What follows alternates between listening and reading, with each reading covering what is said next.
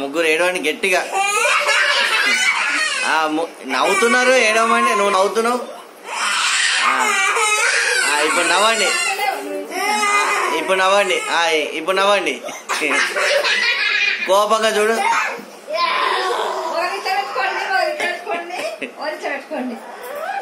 అమాయకంగా ఇలా తెలియదు అనుకుంటా.